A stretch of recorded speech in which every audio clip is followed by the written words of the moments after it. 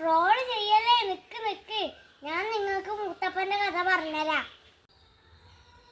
പണ്ട് അയ്യങ്കര വാഴുന്നവർ എന്ന് വലിയ ആൾക്ക് പുഴയിൽ നിന്ന് ഒരു ഉണ്ണിയെ കിട്ടി.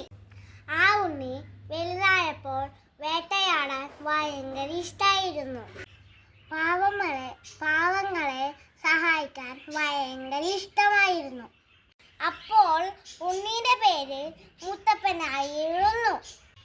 പണ്ട് മുത്തപ്പൻ കാട്ടിൽ പോയപ്പോൾ പനയിൽ നിന്ന് വെള്ള നിറമുള്ള വെള്ളം കുടിക്കാൻ നോക്കി. അപ്പോൾ ആ പനയുടെ ഉടമസ്ഥൻ ചന്ദൻ മുത്തപ്പനെ ചീത്ത പറയാൻ വന്നു.